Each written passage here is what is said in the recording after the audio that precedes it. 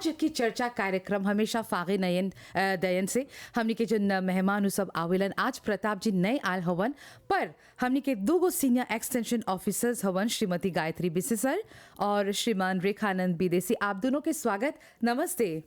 नमस्ते नीतू। चले, आज हमने बात करब जा bio security measures livestock production में। लाइवस्टॉक प्रोडक्शन हमने जब बात करीला, गाय बा, भैंस बा, मुतों, ढेर चीज बा, इस सब के बारे में तू लोग जस्ती जनबा जा, हमनी के बताएबा जा, जितना देखे सुने होला हवन जा, सब कोई के बताइयन जा। सबसे पहले एगो सिचुएशन हमने दृश्य करीला जा, जब लाइवस्टॉक प्रोडक्शन की बात करत है जा मोरिस में, सिचुएशन कैसे बा? हमारे देश में देखे तो तरह तरह के कमर्शियल फार्म्स होते हैं, जैसे कि पोल्ट्री फार्म्स, और इसमें ब्रॉयलर फार्म्स मांस के लिए प्रोड्यूस किया जाता है, लेयर फार्म्स अंडे के लिए, कैटल फार्म्स गाय और बीफ प्रोडक्शन के लिए, गोट और शीप फार्म्स भेड़ बकरी के लिए, पिग फार्म्स भी होते हैं सुअर के प्रोडक्शन के लिए जी। और कुछ रैबिट फार्म्स भी होते हैं जहाँ पर पशुपालन होता है। अच्छा, ये है जब हम बात कर रहे हैं अबाउट लाइवस्टॉक प्रोडक्शन। अब हम जो सब्जेक्ट है आज के, bio security measures in livestock production. जब हम लोग बात करते हैं बायो, तो माने कि बिना रासायनिक पदार्थ के। जब हम बात करते हैं फागे की तरफ से प्रताप जी जब आवेलन, तो हमने हमेशा बोली राजा जैविक खेती, बायो फार्मिंग, माने कि कोनो रासायनिक पदार्थ के इस्तेमाल कुछ नहीं होला। तो लाइवस्टॉक प्रोडक्शन में जब बात करते हैं बायो सिक्योरिटी, इसका मतलब क्या है? बायो सिक्योरिटी मेजर्स का मतलब है जो भी हम मेजर्स लेते हैं या प्रिकॉशंस लेते हैं फार्म पर, ताकि कोई भी बीमारी अंदर ना आए जी। इसी को हम बायो सिक्योरिटी मेजर्स या प्रोफिलैक्सी कहते हैं। जब आप कह रही अंदर ना आए, स्टेबल के अंदर, देश के अंदर, फार्म के अंदर। फार्म के अंदर, हाँ। जी हाँ, क्योंकि हमेशा कहते हैं जो बीमारियां होती हैं बाहर से, ताकि वो देश में ना आए, प्रिकॉशंस लेने पड़ते हैं। तो यहाँ पर आप फार्म के अंदर। तो चलिए, यहाँ पर हम बायो सिक्योरिटी की बात कर रहे हैं। थोड़ा सा आप एक हिस्ट्री के बारे में थोड़ा सा बात कर सकते हैं। जब बायो यानी कि लाइवस्टॉक, कब से ये सब शुरू हो रहा है, कब से ये सब किया जा रहा है? यानी कि पालन पोषण बहुत पहले दादी नानी वो लोग गाय पोसते थे, बकरी पोसते थे। आज कैसे लोग करते हैं? कितने परसेंटेज लोग लाइवस्टॉक करते हैं? लाइवस्टॉक प्रोडक्शन में देखेंगे जो ट्रेंड है वो थोड़ा सा घट गया है जी। ज़्यादातर डेयरी प्रोडक्शन में, बीफ प्रोडक्शन में, लेकिन कुछ ऐसे स्पीशीज़ है जैसे goat farming, sheep farming, poultry farming, इसमें थोड़ा सा बढ़ावा आया है। अच्छा, ओके। तो यहाँ पर जैसे कि गायत्री जी कह रही है कि सिचुएशन ओके है, थोड़ा सा घट गया है, फिर भी जैसे गाय पहले हुआ करती, अब तो बहुत ही कम है। हाँ। आजकल लोग तरस जाते हैं गाय का दूध पीने के लिए, लेकिन फिर भी हैं, एक दो तीन हैं, और भी एक दो फर्म है जहाँ पर गाय के जो पालन पोषण होते हैं, दूध के लिए सब होता है। और जैसे कि आपने कहा कि पोल्ट्री है, कैटल है, गोट, गाय, बीफ, पिग, जन बातें सब हैजा परी होला। और जो मेजर्स, तो हम बात कर रहे हैं मेजर्स के बारे में, गायत्री जी इनके बारे में प्लीज़। हाँ, तो अगर देखें तो पशुपालन में बहुत से रिस्क है, जैसे पशुपालक को नुकसान हो सकता है। रिस्क जैसे कि पशु में तरह तरह के बीमारी, और इससे पशु में मोर्टेलिटी भी हो सकता है। इसीलिए बहुत सावधानी बरतना पड़ता है ताकि पशु को बीमारी से हम दूर रख सकें।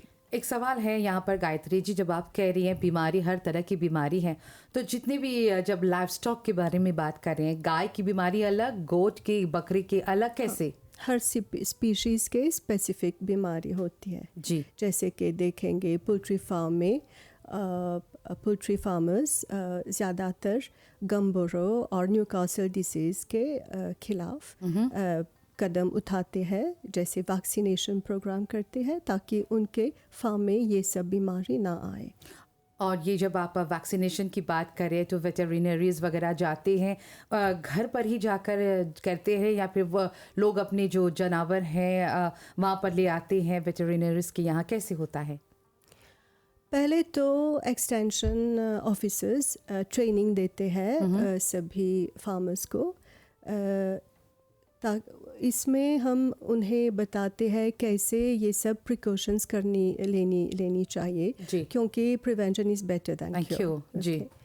और फिर अगर बीमारी किसी भी तरह के डिजीज़ आउटब्रेक है तब जाके पशुपालक वेटरिनरी सर्विस को कंटेक्ट करते हैं और फिर वेटरिनरी ऑफिसर्स वहाँ पर जाते हैं, छानबीन करके उनको सलाह देते हैं। आज की चर्चा।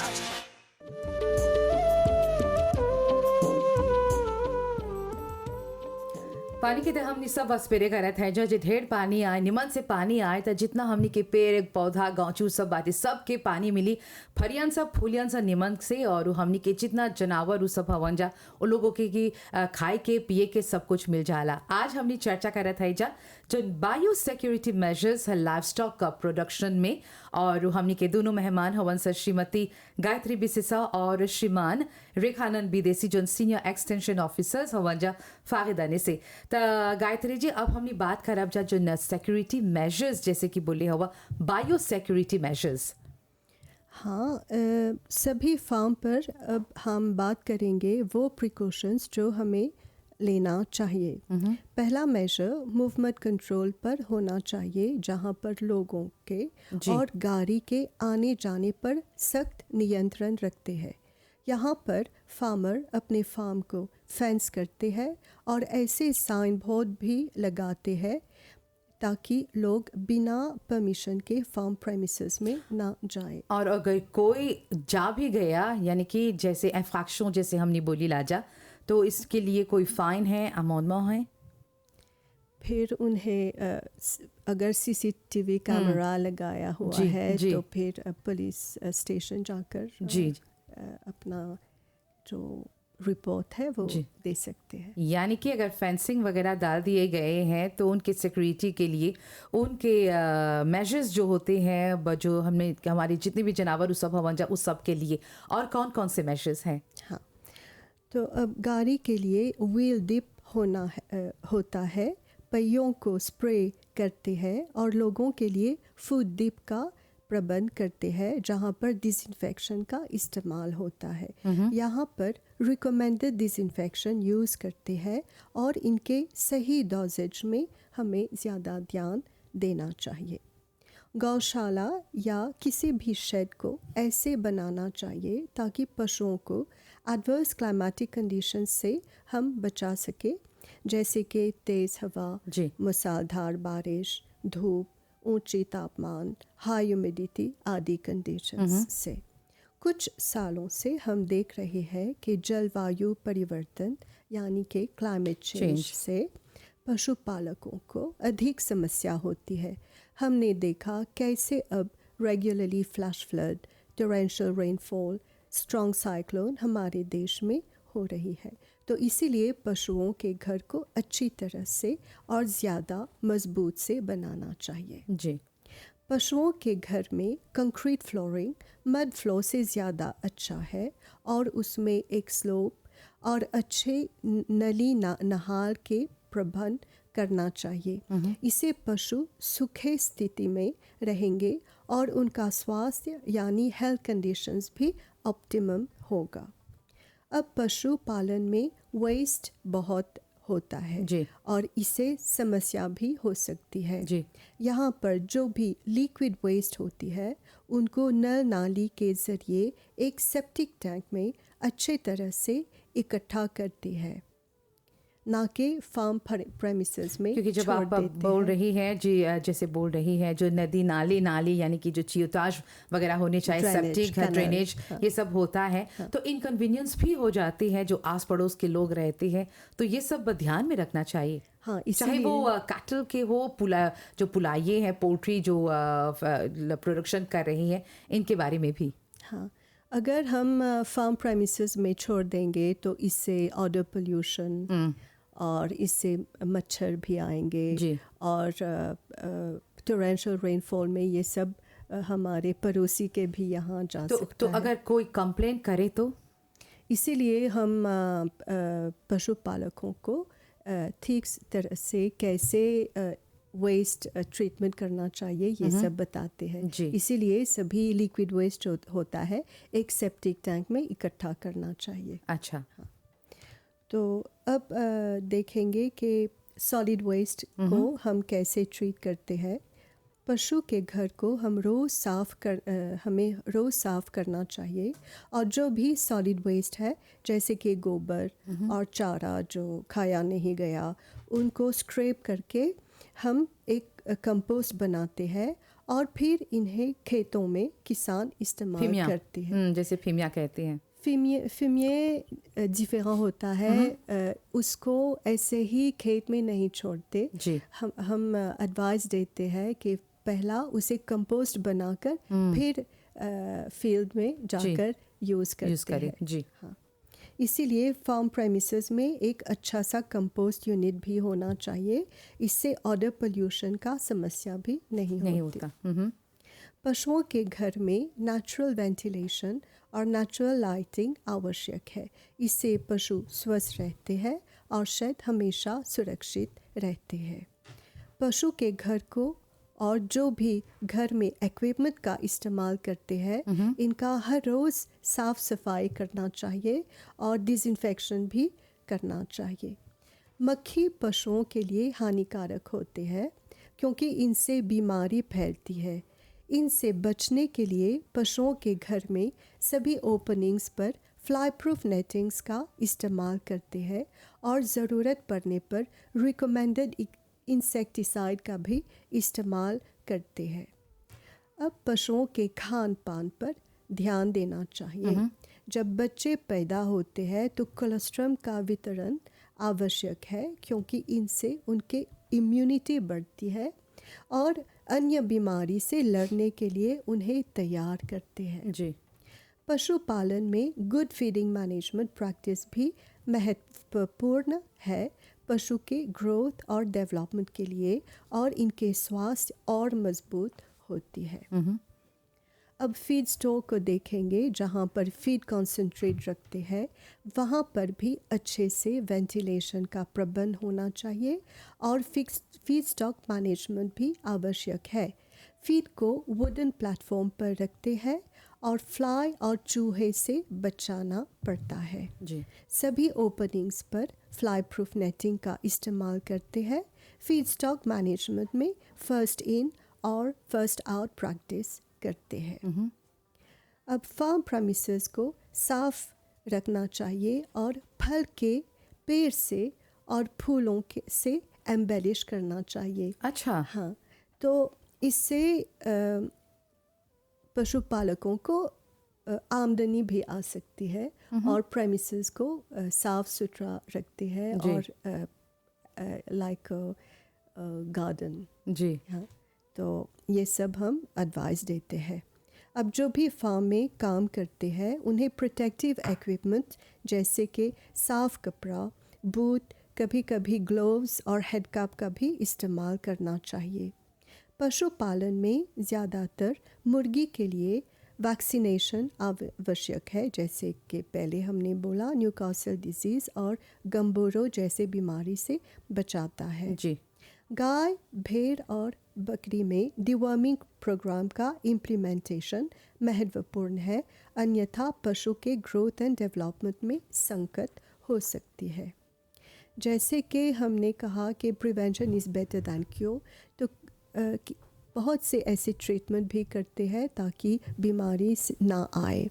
जैसे कि गाय के लिए उनके खान पान में कैल्शियम होने से हाइपोकैल्सीमिया का प्रॉब्लम नहीं होती। वैसे ही रूमिनेंट में जैसे कि गाय, भेड़, बकरी में सूखा चारा से ब्लोट का प्रॉब्लम नहीं होती। गाय के दूध धोने के बाद इनके टीथ्स को डिसइंफेक्शन करने से मास्टाइटिस का प्रॉब्लम नहीं होती। विटामिन का प्रयोग करने से पशु को कम स्ट्रेस होती है, खासकर जब मुर्गी में वैक्सीनेशन करते हैं। या कोई भी एडवर्स क्लाइमेटिक कंडीशंस होती है। नॉर्मल कंडीशंस में पशु को बूस्ट करता है। पशुपालन में खासकर पोल्ट्री फार्म पर यहाँ सब बायोसिक्योरिटी मेजर्स का इम्प्लीमेंटेशन करना बहुत ही आवश्यक है ताकि बीमारी से जुड़ी रिस्क कम हो और हमारे पशुपालक को ज़्यादा नुकसान ना पहुंचे। हो। हाँ। तो यहाँ पर बहुत सारे ये जो बायोसिक्योरिटी मेजर्स के बारे में, चाहे वो सैनिटेशन के हो, जितने भी पशुपालक के हो, चाहे आपके व्हीकल्स के हो। आज तो आपने ये भी सुना कि जो स्टेबल है उसको आप एक गार्डन की तरह खूबसूरत बना सकते हो। ये नया जो चीज़ें हैं हम लोग सुनने को मिल रहा है। और जब हम बात कर रहे हैं गायत्री जी, एक क्वेश्चन है, जो डेवलपिंग कंट्रीज़ हैं वर्सेस डेवलप्ड कंट्रीज़, जो बायोसिक्योरिटी कंप्लायंस में सबसे बड़ा गैप क्या हो सकता है? यानी कि इंफ्रास्ट्रक्चर, ट्रेनिंग या फिर अवेयरनेस? ट्रेनिंग तो होती ही रहती है, लेकिन बायोसिक्योरिटी मेजर्स को इम्प्लीमेंट करने के लिए इन्वेस्ट करना पड़ता है जी। हाँ, बहुत पैसा लगता है। लेकिन अगर हम ये सब इम्प्लीमेंट ना करेंगे तो हमारे फार्म पर बहुत हाई मोर्टालिटी हो सकती है और जो भी प्रॉफिट है पशुपालक के, तो वो घट सकती है।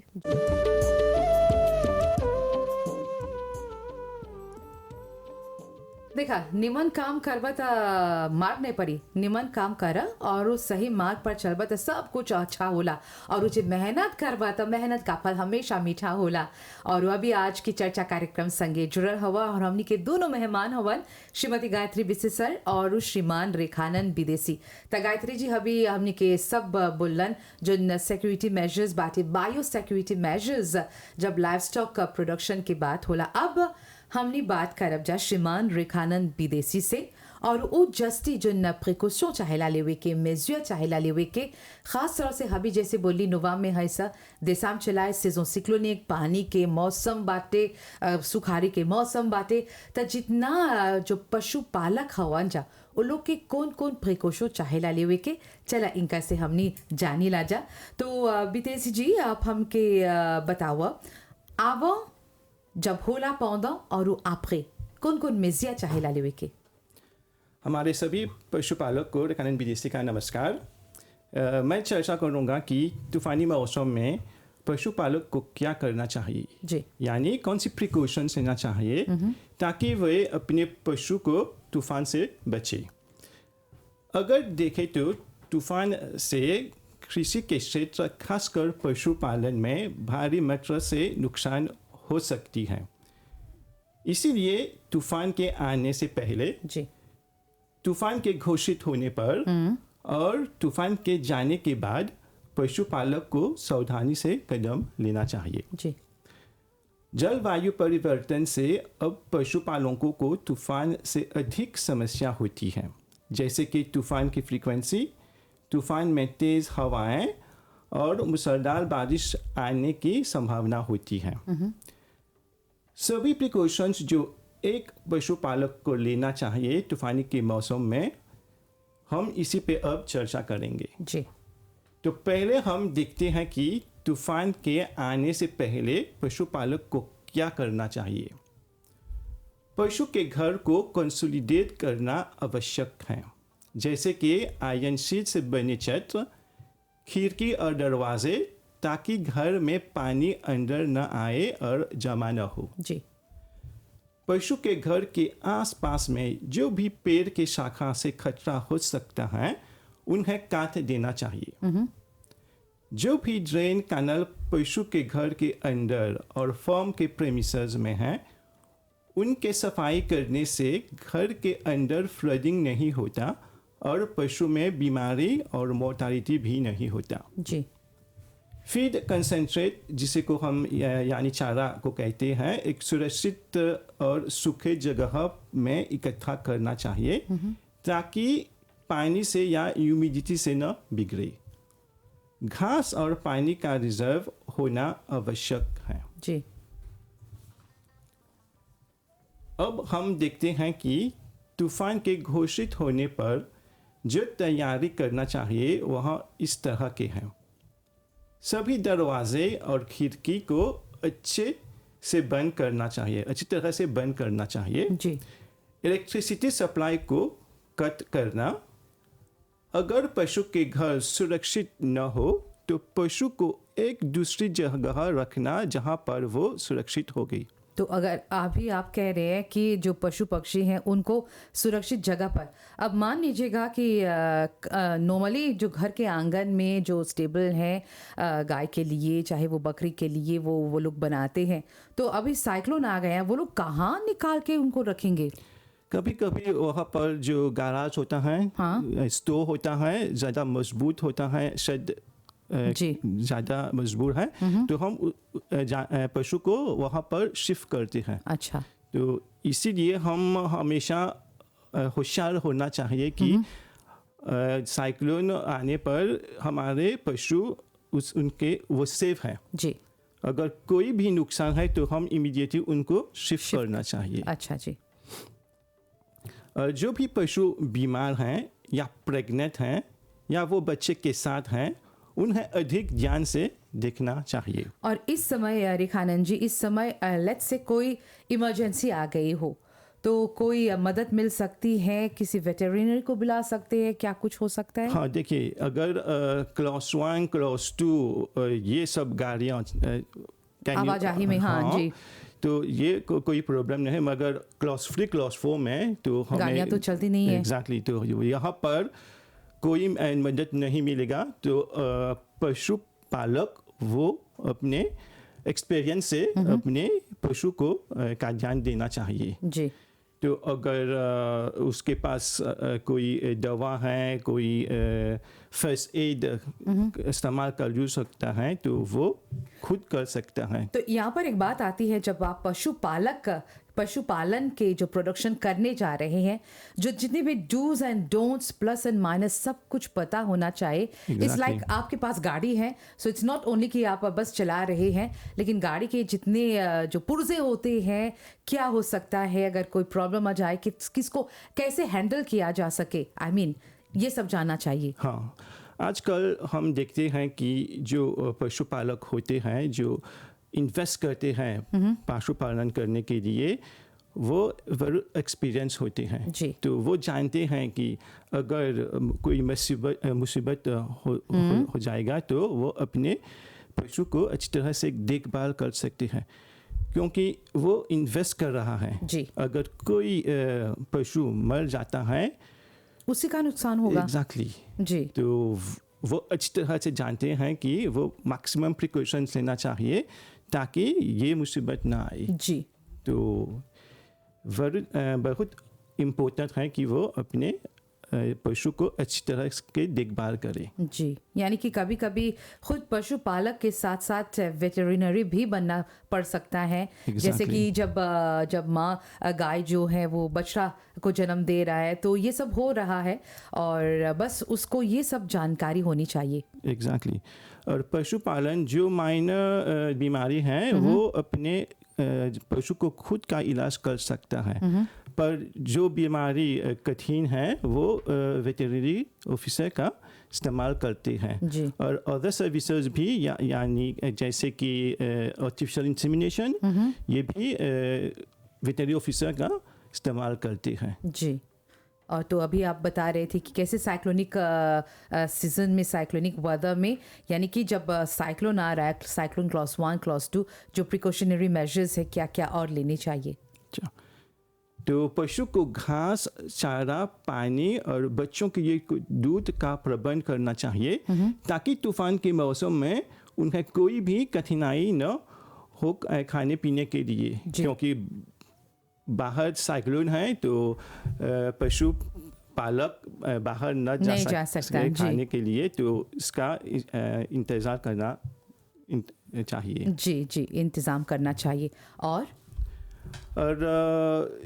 यही इन मेजर्स साइक्लोन आने पर ध्यान रखना चाहिए। पर तूफान के जाने के बाद, जी, post cyclone, yes, post cyclone, अब देखते हैं कि वो पशुपालक को क्या करना चाहिए। जी।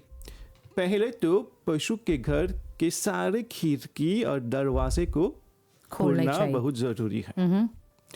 अपने पशु को अच्छी तरह से एग्जामिन करना, जिसको भी केयर की आवश्यकता है उनको अधिक ध्यान देना चाहिए।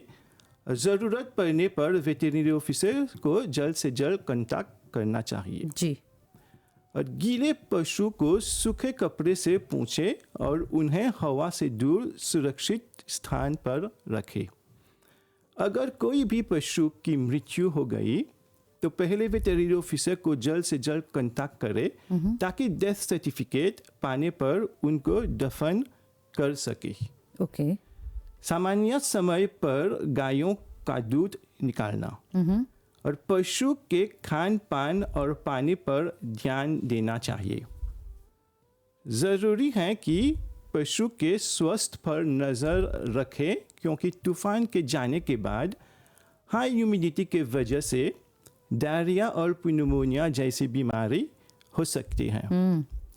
पशु के घर को साफ करके जो लेफ्ट ओवर बचा हुआ कंटामिनेटेड घास और फीड को निकालना चाहिए। जी तो हमारे भाई और बहन जो पशुपालन करते हैं उन्हें यह सब प्रिकॉशंस लेना चाहिए ताकि उनके पशु तूफान से कोई भी नुकसान न पहुंचे। जी तो जितने भी अभी पशुपालक सुन रहे हैं देख रहे हैं, ये जो बातें हैं वो आम है, उनको सब पता है, पर कभी कभी इतने कंफ्यूज हो जाते हैं जब जैसे आप कह रहे हैं साइक्लोनिक वेदर, तूफ़ानी मौसम में तूफ़ान आने से पहले सब कुछ याद होता है, लेकिन जब तूफ़ान आ जाता है साइक्लोन वार्निंग क्लॉज लाइक 1 2 तो यूजुअली नॉर्मल होता है, जैसे 3 होता है या फिर 4 तो वे लोग पैनिक हो जाते हैं और भूल जाते हैं कि कैसे क्या कुछ करना चाहिए, और हो जाने के बाद कभी कभी देर भी हो जाती है। तो हम आशा करते हैं कि जितने भी प्रिकॉशनरी मेजर्स जो बायोसिक्योरिटी मेजर्स अभी लाइव स्टॉक प्रोडक्शन के बारे में श्रीमान रेखानंद विदेशी ने बताया, आप सब इन सब चीज़ों के बारे में रखेंगे।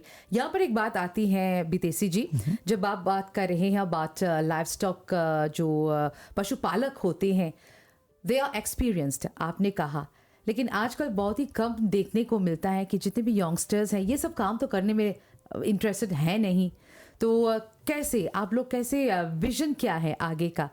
देखिए हमारे यहाँ फागे में हम ट्रेनिंग पर ज़रा बहुत जोर इम्पोर्टेंस देते हैं। जी हम उन्हें ट्रेन करते हैं कि मुर्गी पाने पोसने को, गाय पोसने को, बकरी पोसने को, सब ट्रेनिंग देते हैं। जी तो कोटे सरकार के लिए भी ग्रांट स्कीम्स अवेलेबल हैं, जी वो यूज़ कर सकते हैं प्रशिक्षण के लिए, ट्रेनिंग के लिए। Exactly. तो अभी आपसे यही पूछना चाहते हैं कि जैसे आप कहते हैं प्रशिक्षण है, स्कीम्स है फागे की तरफ से भी, क्योंकि हमें पता है कि फागे की तरफ से बहुत सारे ऐसे स्कीम्स होते हैं मदद। अभी आप बात कर रहे थे about साइक्लोन, अभी लेट्स से अगर कुछ हो गया, खुदा न खासा कुछ हो जाए, ऐसे जितने भी पशु पालक हैं उनके साथ कोई मुश्किल आ गई है, प्रॉब्लम आ गए हैं, तो क्या सरकार फागे उनकी मदद करता है? ओके जी गायत्री जी। जैसे कि अगर उनके पशु के घर को कुछ भी नुकसान हुआ हो, टूट गया कुछ, हाँ, तो हमारे यहाँ अपग्रेडिंग स्कीम है, ग्रांट स्कीम, जहाँ पर पशुपालक को 200,000 या 50% कॉस्ट ऑफ अपग्रेडिंग प्रोजेक्ट मिल सकता है। जी तो वे किसी भी एक्सटेंशन ऑफिस में आए और एप्लीकेशन करे। ये सिर्फ गाय के लिए है? नहीं, जो सभी लाइव स्टॉक के लिए जी, हाँ, सभी लाइव स्टॉक के लिए। अब और भी स्कीम्स है जैसे कि फीड सब्सिडी स्कीम, जी हाँ, खासकर डेयरी फार्मर्स के लिए, गोट और शीप फार्मर्स के लिए। तो उनको फीड सब्सिडी मिलती है ताकि वे अपने फीड कंसंट्रेट खरीद के अपने पशुओं को दे सके। तो यहाँ पर जब हम बात कर रहे हैं अभी, ये तो आम बात हो गई है जब गाय के दूध के लिए, आगे तो हमारी दादी नानी हाथ से दूध निकालते थे, आजकल तो इतने सारे मशीन्स हैं, इन सब के लिए स्कीम्स हैं। हाँ, तो जैसे मिल्किंग मशीन, जी, मिल्किंग हाँ, मशीन, जी। जैसे चारा काटने के लिए चिपर, और जो चारा के लिए हार्वेस्ट करना पड़ता है जी। उसके लिए भी ब्रश कटर। तो ऐसे जो भी इक्विपमेंट लाइफ स्टॉक प्रोडक्शन से जुड़ी हुई है और जो फार्म पर इस्तेमाल करते हैं उनके लिए स्कीम है परचेज ऑफ इक्विपमेंट, जी। जहाँ पर 300,000 तक मैक्सिमम या 50% कॉस्ट ऑफ इक्विपमेंट फार्मर्स को मिल सकती है। यानी कि बहुत सारी जो सुविधाएं हैं, जो फैसिलिटीज़ है फागे की तरफ से, सरकार की तरफ से, उन सब को दिए जाते हैं।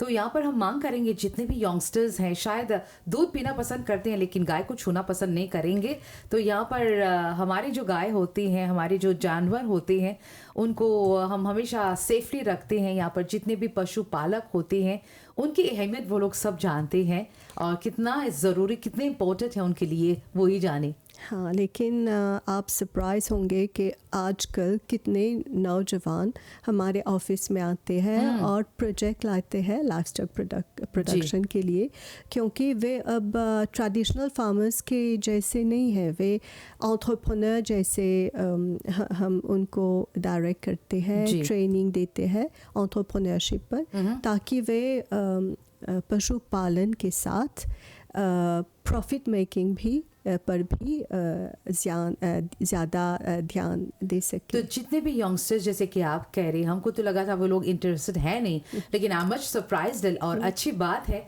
तो सबसे ज़्यादा जो जब वो लोग आते हैं तो मांग क्या है उनकी, सजेशन क्या है?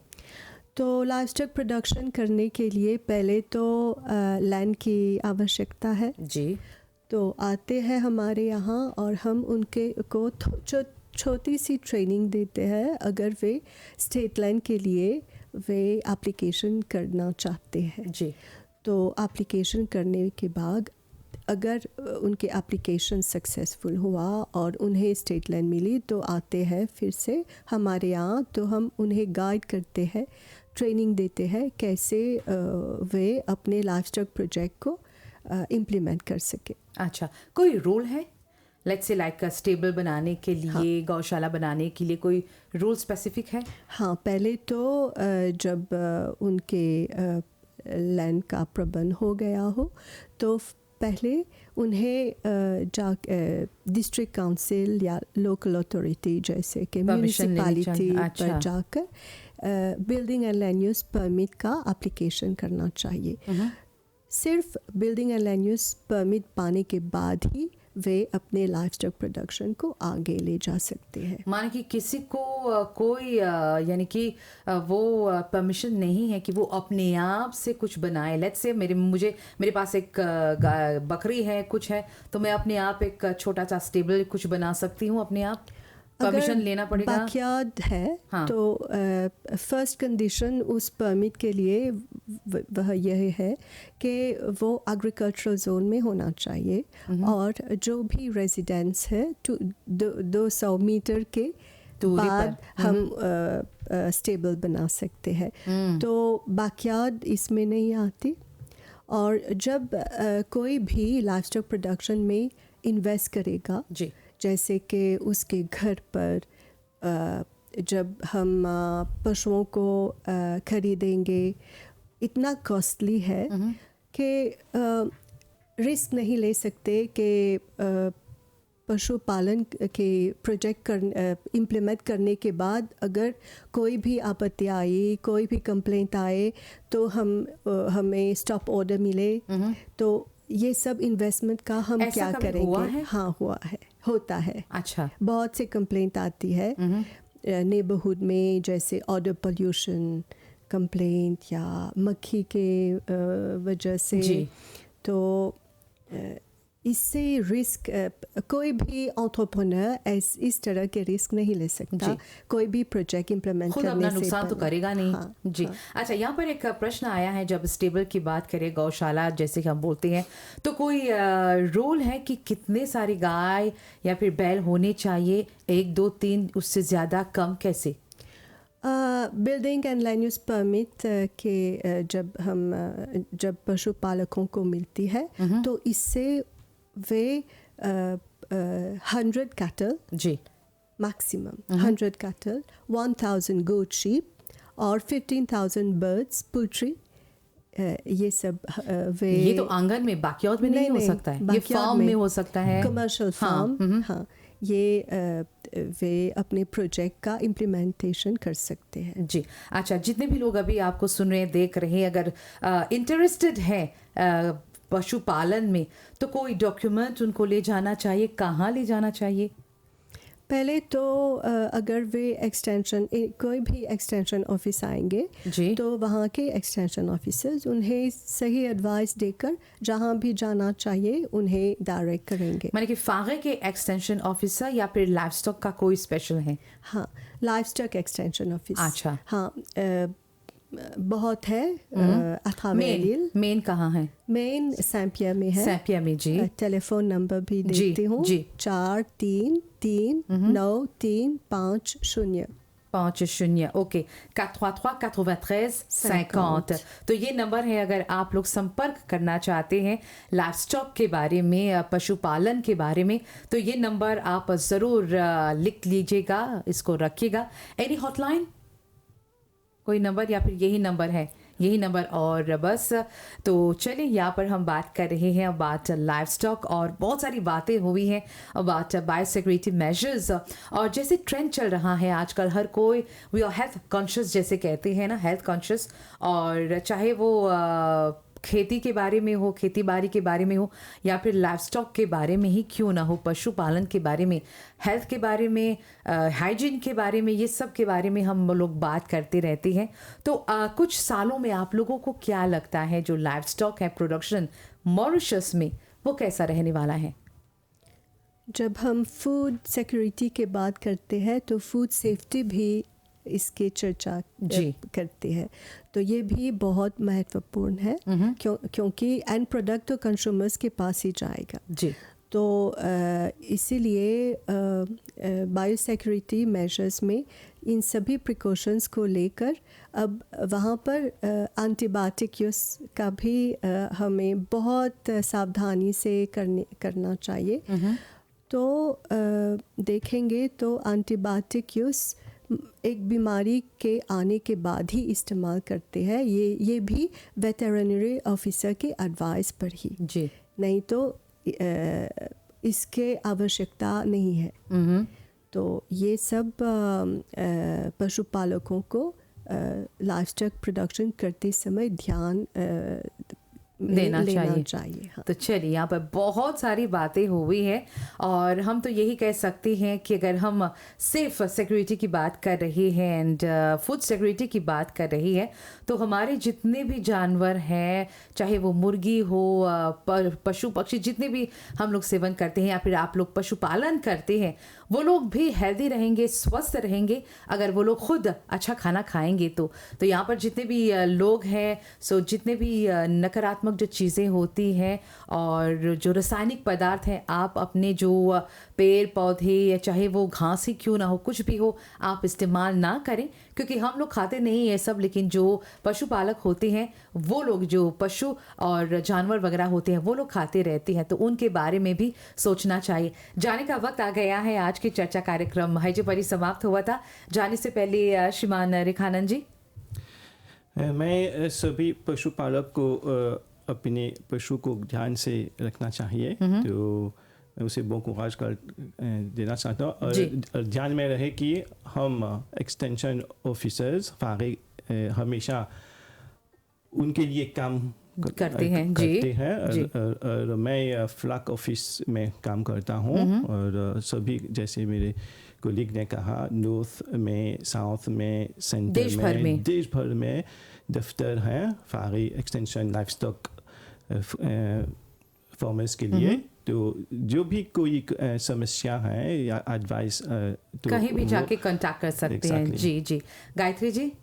हाँ, तो मैं सभी यंग एंटरप्रेन्योर को कहूँगी कि आप आए, हमारे यहाँ बहुत से ट्रेनिंग होती है, बहुत से स्कीम्स है, आप आए, हम सभी जानकारियाँ देंगे।